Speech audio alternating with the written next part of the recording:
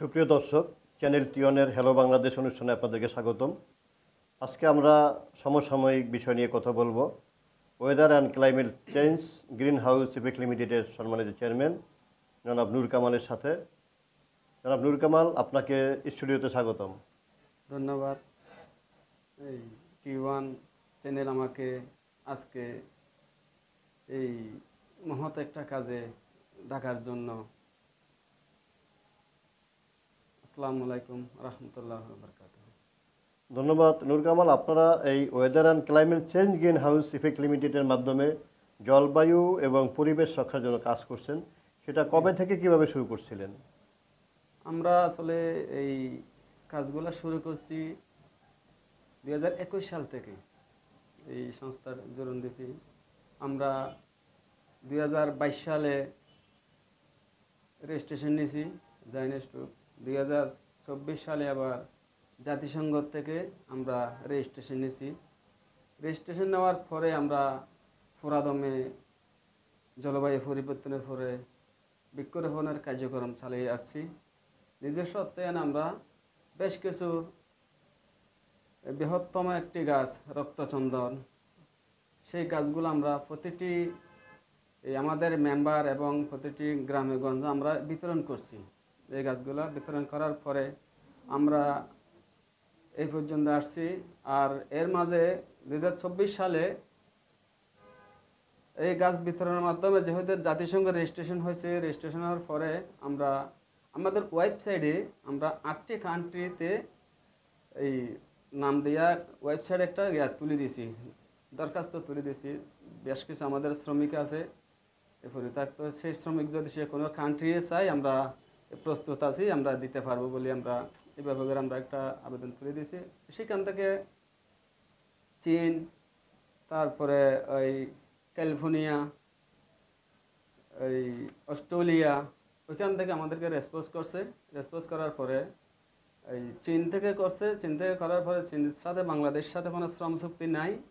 তবে এরা বাংলাদেশ সরকারও যদি চায় এই শ্রম চুক্তি করে তাইলে আমরা শ্রমিক দিতে পারবো। সে বিধায় তাই 24 সালে আমরা বাংলাদেশ সরকার বরাবর একটা মেইল করছি। মেইল করার পরে এটার রেসপন্স আমরা তেমন পাই নাই।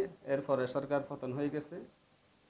তারপরে ওই যে ক্যালিফোর্নিয়ার থেকে যে রেসপন্স করছে, এরপরে আমরা ওই ক্যালিফোর্নিয়ার সাথে আমাদের একটা দ্বিপাক্ষিক চুক্তি হয়েছে। চুক্তি হয়েছে বলে তারা আমাদেরকে ওই 20/5/2024 আমাদেরকে 300 জন কর্মী চাই একটা এই প্রতিক্রিয়া জানাইছি। তাইলে জানানোর পরে আমরা এই প্রস্তুতি নিতেছি, আস্তে আস্তে মানুষকে এই আহ্বান জানাইতেছি। অর্থাৎ ক্যালিফোর্নিয়া কিছু আমাদের শ্রমিক যাবে এই বিষয়, আমাদের কর্মীদেরকে নিয়ে আমরা অর্থাৎ সব কিছু কার্যক্রম চালাইতেছি।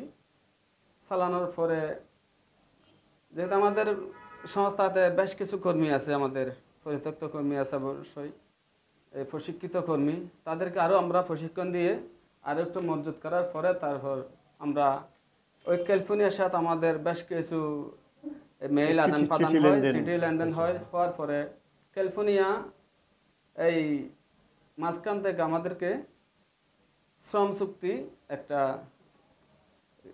দিছে। দেওয়ার পরে এই শ্রম চুক্তির করার পরে H2A কৃষি ভিসাতে আমাদের লোকগুলা নিয়ে যাবে। H2A 300 জন কর্মী আমাদের কাছ থেকে নিয়ে তারা ওই নিয়ে যাচ্ছে। তবে একটা কারণ, সেটা হলো আমরা বৃহত্তম রক্তচন্দন গাছের চাষাবাদ নিয়ে আমরা যেহেতু আগাচ্ছি, সে গাছটা রোপণ করার জন্য তারা নিয়ে যাচ্ছে। তো রক্তচন্দন রোপণ করে বিভিন্ন ক্ষেত কামার করবে, এই বিষয় নিয়ে ওনাদের সাথে আমাদের বেশ কিছু চিঠি লেনদেন হয়েছে। হওয়ার পরে আজ এ পর্যন্ত আসছে। তো এই কিছুদিন আগে আমাদের শ্রমিকগুলা নিয়ে যাওয়ার কথা ছিল অবশ্যই। এর মধ্যে যেটা আমরা শুনছিলাম যে মে মাসের 24 এবং 26-27 তারিখে আপনার শ্রমিকরা যাবে ক্যালিফোর্নিয়ায়, তো সেটা বাধাটা আসলো কোথা থেকে? সেটা বাধা আসছে, সেটা কোনো আমাদের কোনো ঘাটতি নাই এবং এটা রাষ্ট্রীয় একটা কাঠামো। অর্থাৎ ইউএস এই দূতাবাস হঠাৎ 23 তারিখে একটা সমস্ত ভিসা কার্যক্রম স্থগিত করছে। স্থগিত করার পরে তাহলে আমাদেরটা তো 25, 26, 27 তারিখ আমাদের এখানে স্থগিত করার কথা ছিল ভিসাগুলা।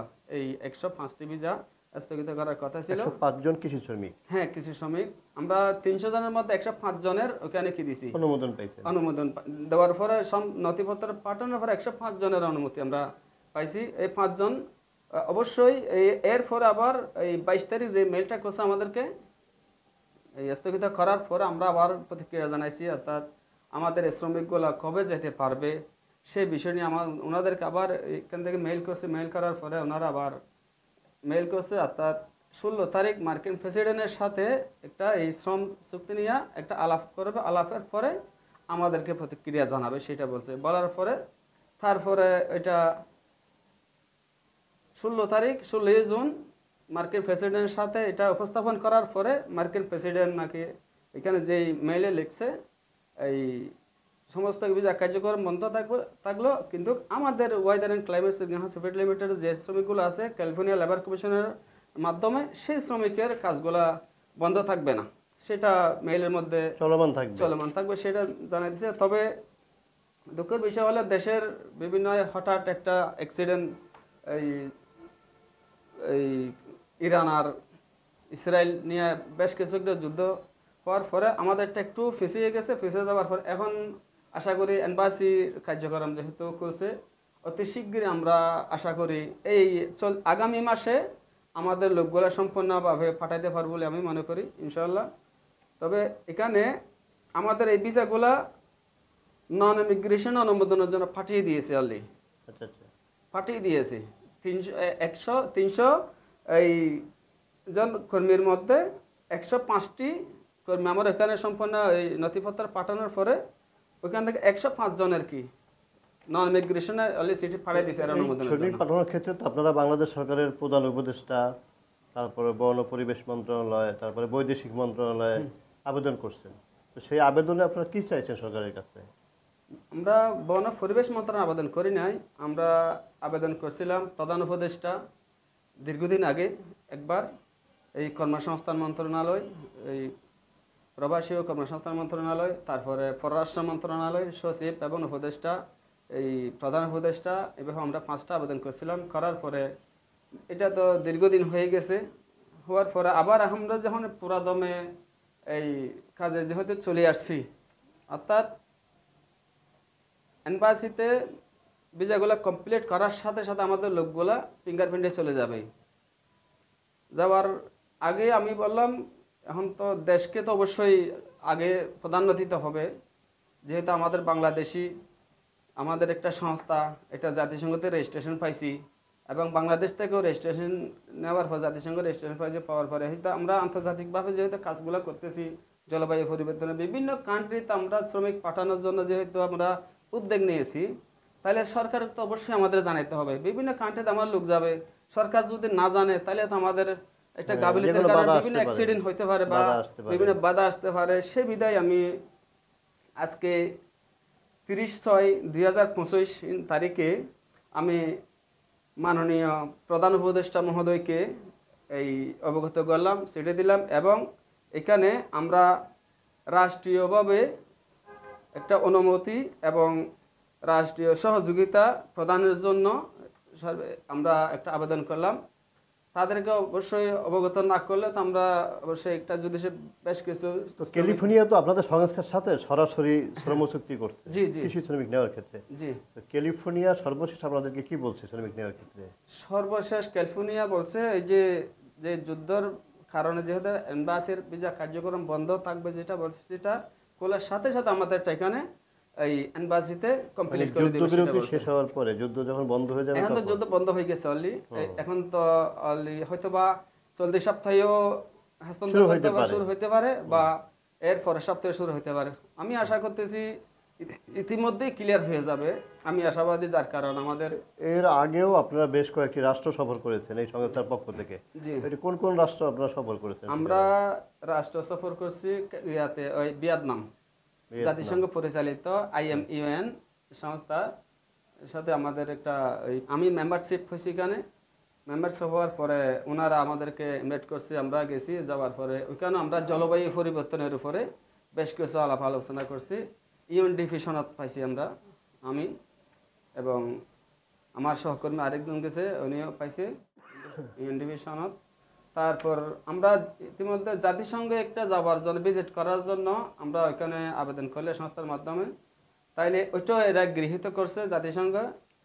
গৃহীত করার পরে 17 তারিখ আমরা জাতিসংঘ ভিজিটে যাওয়ার জন্য, মানে কি টাইম ছিল, সেটা আমরা দুঃখের বিষয়ে যেতে পারি নাই বিভিন্ন কারণে। আর আগামী বার যাবার জন্য একটু ইয়া করবো আর কি। আর সরকারি ব্যাপারে যদি সহযোগিতা ফলে তো আমরা বিভিন্ন কাজে আরও লিপ্ত হতে পারি এবং বিভিন্ন দেশের শ্রমিক পাঠাতে পারি। এই নিয়ে আমাদের সংস্থা। তো দেশে তো আপনারা এই যে পরিবেশ বিষয়ক জনসচেতনার জন্য বিভিন্ন সভা সমাবেশ সেমিনার সিম্পোজিয়াম করেছেন, জি জি সেগুলি এখন অব্যাহত আছে কিনা? আছে, অব্যাহত আছে। অব্যাহত আছে। জি জি অব্যাহত আছে। আর এই যে ক্যালিফোর্নিয়া শ্রমিক নিয়ে সামান্য সমস্যা হয়ে গেল যুদ্ধের কারণে, এই যে সব শ্রমিক আপনারা নিবন্ধন করছেন ইতিমধ্যে, জি জি শ্রমিকদের উদ্দেশ্যে আপনার কোনো কিছু বলা আছে কিনা?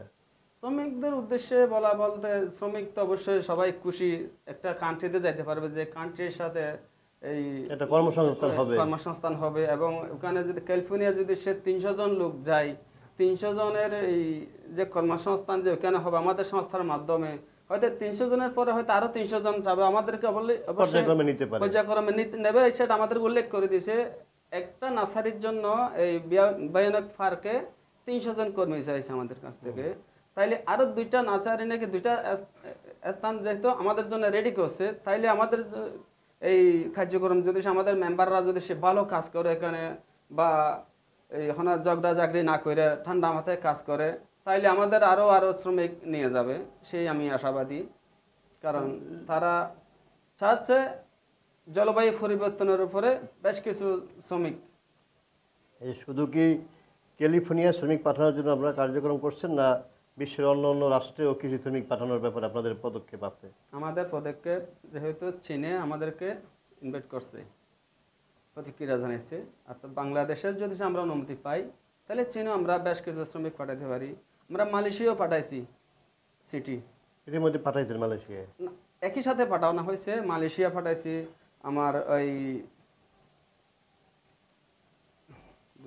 মালয়েশিয়া, সিঙ্গাপুর, সিঙ্গাপুর, হ্যাঁ, তারপরে ওই Dubai, Saudia, Canada, Australia, California, এই সমস্ত কান্ট্রিতে আমরা 8টা কান্ট্রিতে আমরা পাঠাইছি আর কি। ও আচ্ছা আচ্ছা। তো এই ভবিষ্যৎ পরিকল্পনা কি আপনাদের এই সংস্থার? ভবিষ্যৎ পরিকল্পনা হলো আমাদের এই সংস্থার মাধ্যমে যদি আমরা ক্যালিফোর্নিয়াতে প্রথম এই যে চালানটা যাবে, যে ভিসার সমস্ত কার্যক্রম রেডি করছে, নন ইমিগ্রেশন যেহেতু 105টা ভিসা অনুমোদনের কাগজ সেটা পাঠাই দিছে, সেটা আমাদেরকে মেইল করছে, তাহলে সেটা মার্কিন প্রেসিডেন্টের সাথে উপস্থাপন করছে। আচ্ছা আচ্ছা। তাইলে এটা তো আমাদের হয়ে গেছে এক্সাম্পল বলতে গেলে, তাহলে কিছুদিন হয়তো এদিক ওদিক হতে পারে, কিন্তু হয়েতে গেছে। এটা পাঠানোর পরে যেহেতু আমরা আরও 195 জন শ্রমিক যাবে, এই 95 জন যাওয়ার পরে আমরা পদক্ষেপ নেব কোন দেশে কতজন মেম্বার দেবে। কিন্তু অস্ট্রেলিয়াতে যেহেতু আমাদেরকে অস্ট্রেলিয়ার প্রাইম মিনিস্টারের মেইল আমাদের এখানে আসছে, আমার এখানে আসছে আমার কাছে, তাইলে প্রাইম মিনিস্টারের মেইল আসা মানে ওনারাও শ্রমিক চাইছে আমাদের কাছ থেকে, যেহেতু কৃষির উপরে আমরা কাজ করতেছি। বিভিন্ন কান্ট্রির কৃষি শ্রমিক আপনাদের কাছে চাচ্ছে? জি জি জি, আমরা এগ্রিকালচারের উপরে যেহেতু কাজ করতে, এগ্রিকালচারের উপরে শ্রমিক এরা চাচ্ছে, এগ্রিকালচার বেস। সেটা আমরা আশা করি এই বছরে আমরা 25 সালে আমরা বেশ কিছু শ্রমিক আদান প্রদান করতে পারবেন, যে আমি আশাবাদী ইনশাআল্লাহ। ধন্যবাদ নুর কামাল। আপনারা তো তাইলে এই weather and climate change green house civic লিমিটেডের মাধ্যমে দেশে পরিবেশ রক্ষা সহ বিদেশে কৃষি শ্রমিক, এগ্রিকালচার শ্রমিক পাঠানোর পাশাপাশি কর্মসংস্থান সৃষ্টি করার যে চেষ্টা করছেন, সেই চেষ্টার সাথে আপনাদের সরকারি কোনো সহযোগিতা পাচ্ছেন কিনা? আমরা সরকারিভাবে এখনো পর্যন্ত কোনো সহযোগিতা পাইনি। আমরা সরকারি সহযোগিতা চাইছিলাম এই 23-24 সালে আমরা চাইছিলাম, আবেদন জমা দিয়েছিলাম। জমা দেওয়ার পরে সেই আবেদনটা এই বাজেট মন্ত্রণালয় থেকে পাশ করে এটা ওই ইয়াতে পাঠাই দিছিল আগারগাঁও না ওই মহাখালী জলবায়ু পরিবর্তন ট্রাস্টে পাঠানো ট্রাস্টে, হয়েছিল। হ্যাঁ। ট্রাস্টে যাওয়ার পরে ওইখানে এটা ইয়া করে রাখছে, আর ওই বাজেটটা আমাদেরকে দেয় নাই। না দেওয়ার কারণে আমরা ওই পর্যন্ত দেশীয়ভাবে আগাইতে পারি নাই। তখন আমরা আবার তৎক্ষণিক একটা কাজ করলাম, আমরা এটা বসে থাকলে তো হবে না, যেহেতু আমাদের একটা জাতিসংঘ রেজিস্ট্রেশন প্রাপ্ত একটা সংস্থা, বসে থাকলে তো হবে না। তখন আমরা আবার আমার আইসিটি কর্মকর্তারে বললাম, ভাই একটা কাজ করেন, ওই অনলাইনে ঢুইকা যেহেতু আমাদের একটা বাজেটের এখানে একটা অপশন আছে, আমরা চাইলে সব কিছু করতে পারবো, একটা জাতিসংঘ বরাবর এনজিও শাখা বরাবর একটা আবেদন করেন, কোন আমরা কোনো বাজেট পাই কি না। সেটা বলার পরে ওইখানে একটা আবেদন করা হয়েছে এই কিছুদিন আগে। এইটু আল্লাহ রহমত হয়তো বা কিছু না প্রক্রিয়াধীন কিছু আছে। হইতে পারে, প্রক্রিয়াধীন আছে অবশ্যই। এটা আগামী মাসের 31 তারিখ হয়তো আমাদের একটা মিটিংও যাইতে হবে ওইখানে জাতিসংঘে। এই পর্যন্ত আমাদের বাংলাদেশ সরকার থেকেও এখন আমরা কিছু পাই না, কোনো সংস্থার থেকেও কিছু নিই না, আমার নিজস্ব অর্থায়নে কাজগুলো করা নিজস্ব হচ্ছে। সদস্যদের অর্থায়নে। সদস্যদের ভর্তি ফিস এবং আমাদের এখানে যে চারাগুলা উত্তোলন করতেছি, বিক্রি হয়।